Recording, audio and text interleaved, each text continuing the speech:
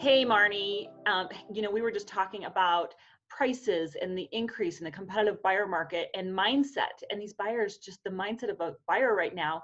And so I just wanted to hit record because I think this is super important information. So, you were pulling up charts and I was just floored by the numbers. So Yeah. why don't you kind of go through some of your charts and tell us what it takes to be a buyer right now in this uber competitive market? Yeah, thanks, Shannon.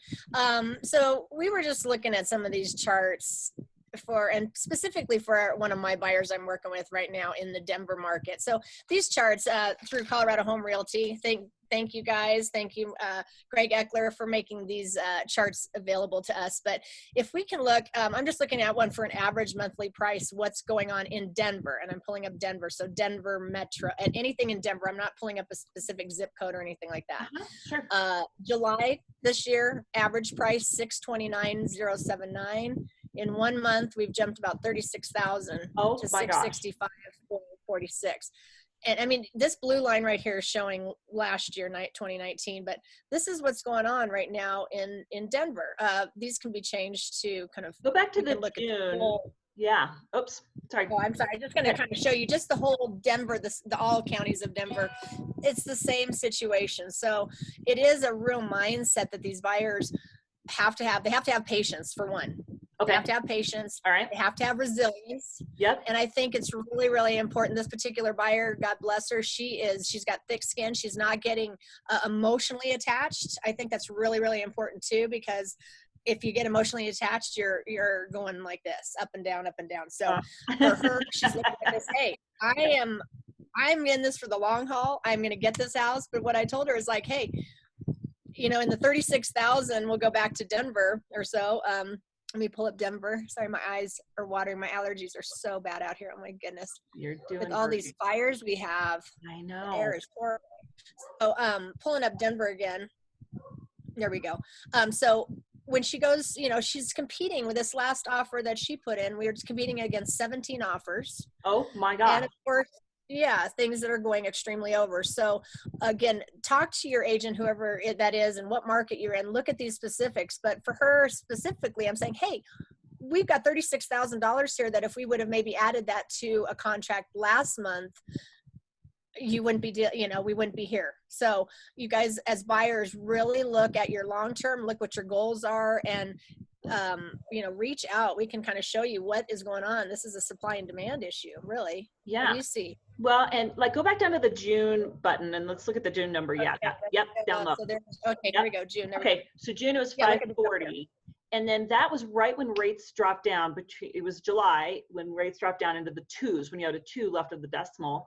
And so if you think 0.5%, which is about what they dropped for most clients, and that's going to buy you 40,000 of this for the same monthly payment. So that helps mitigate this, but it's still an issue of supply and demand, no matter what.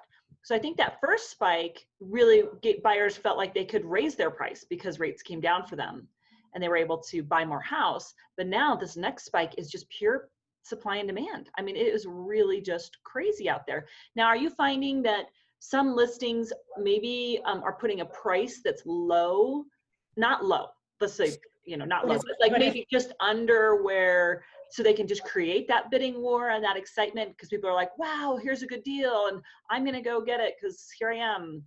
Tell me about that. Yes, I agree. And again, this goes depending on where you're looking. Okay. Really different areas as you get to in certain parts of suburbs, not as much. Actually, I shouldn't even say that because parts of Franktown, I'm seeing bidding wars. So really look specifically at that neighborhood, what's going on, or that zip code. But again, with this particular buyer or in this area in Denver, yes, I'm feeling like most of the agents are pricing the properties, maybe like if you do a quick CMA, where you're looking at where it maybe should be priced. Yeah. But knowing the bidding wars, I mean, they may price it right under and then they're getting bidding wars. So for example, one of the properties priced at $617, that's a list price, sold for I think it was $668. So, again, yes, I do feel that there's a little bit of that going on to create the frenzy, if you will. I mean, I wouldn't want to be on the sell side looking at 17 offers. Oh my goodness. Yeah, that's overwhelming. That is just overwhelming.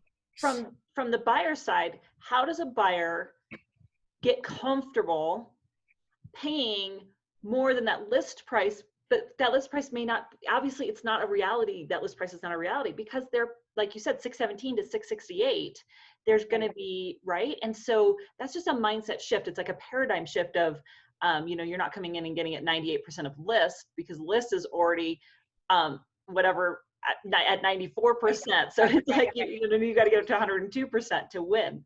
So 2 questions actually.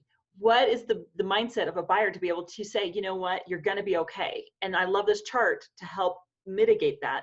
And then 2, what are some strategies for buyers to win offers?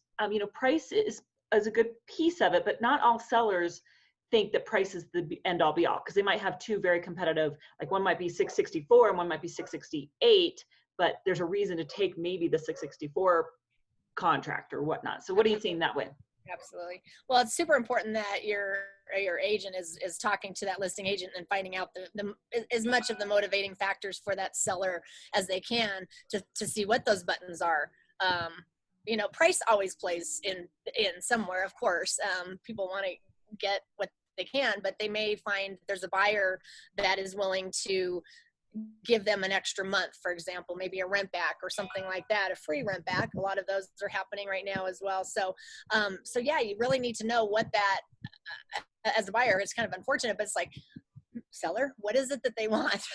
What is it that you want? Because let me try to put this contract together in the best way for that seller. So even though when we're working with a buyer as a buyer's agent, it sometimes doesn't seem that way. And I want our buyers to understand, we kind of have to schmooze a little bit. We have to try to get into a seller's mindset, because again, that's how we are working for our buyers, is to try to put together the cleanest contract. And again, buyers, go in with the best offer you can. Don't mess around with, I think it will, because again, Shannon, you had kind of talked about what is the difference in a payment really with these. Yeah.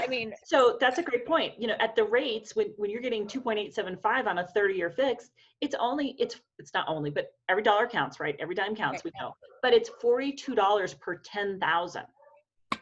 So if you got 20,000 over, it's $84 to your monthly payment.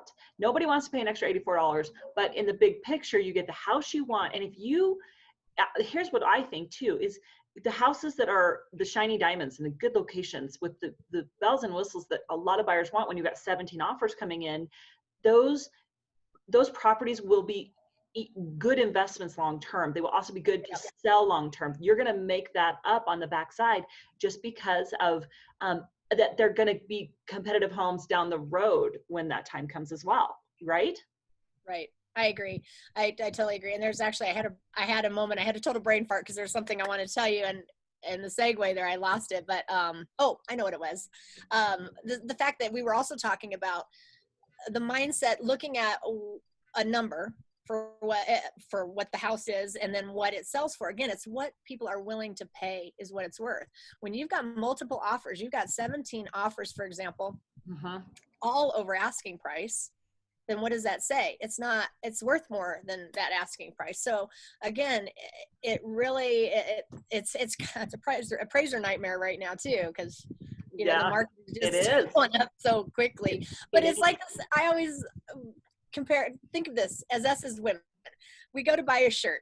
You have 2 same shirts. You buy one at Neiman Marcus and you buy one at Ross or whatever. It's the exact same shirt, but one's got a higher price on it, label on the sticker, but it's the same property. What is it or the same shirt? What is it really worth? It's worth what that person's willing to pay. There's someone that's going to go to Neiman Marcus and pay whatever for it, and then there's someone that's going to go. So yeah, I don't know if that helps, but it's kind of it's an interesting fact. So some buyers, they need to they should get a taste of what things are selling for, and don't look so much. It's like, okay, they're asking $600 for this. What do you think it's worth? Because you've been seeing what these houses have been selling for that look like this house, have the same kind of upgrades, and they're selling for $660. And as a hypothetical number right now, but yeah, absolutely. And I think that too, like we've got right now a gentleman who wants more of a horse property, that outlier property, but you and I have been down the road with him multiple times on multiple offers, and he's always competing.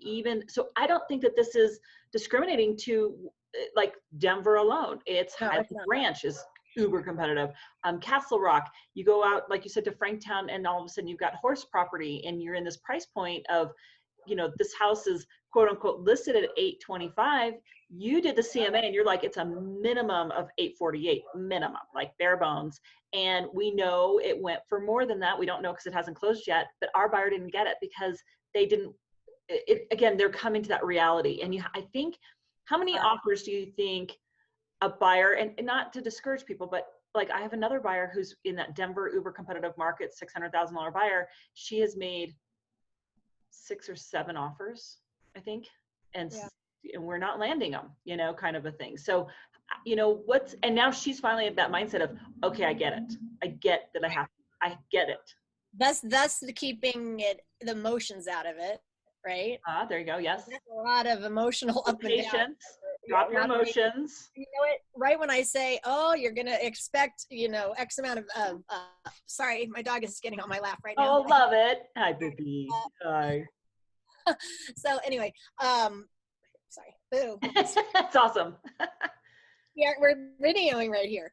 What was I going to say now with these, we were talking about the horse property. Oh yeah. God.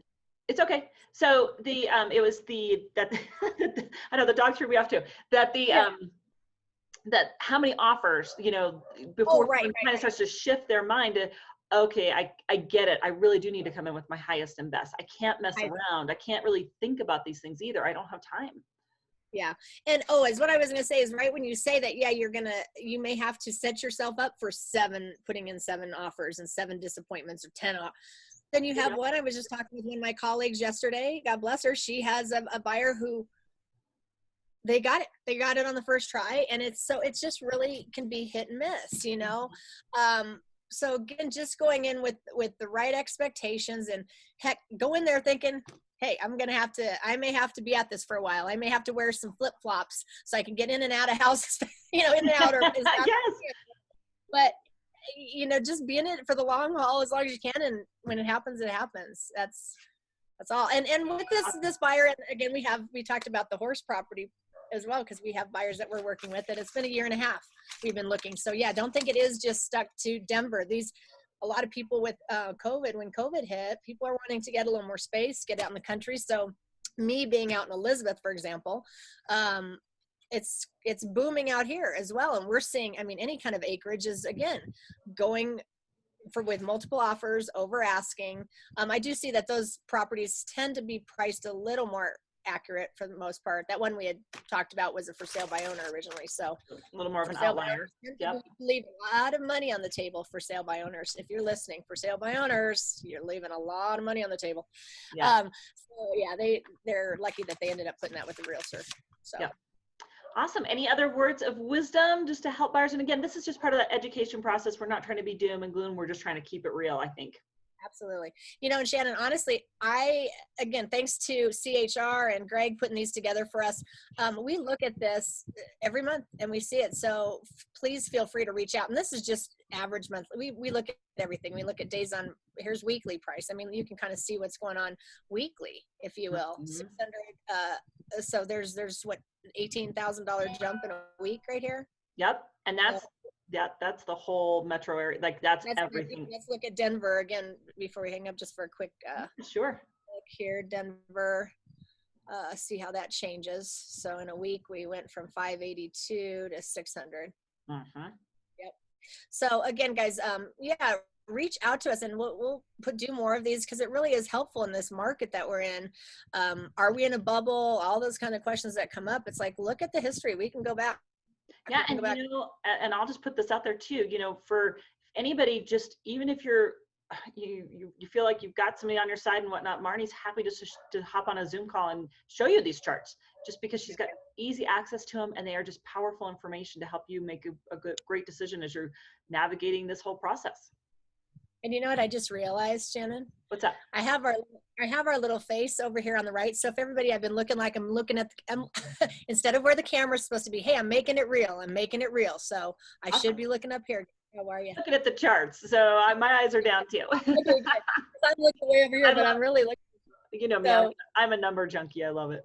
Awesome. I know. These are great. They really are. So thanks so much for hitting the record from our conversation. Thanks for educating us again. Always. All right. And Shannon, I'll send some buyers your way. She's awesome. Anyone needing a great lender.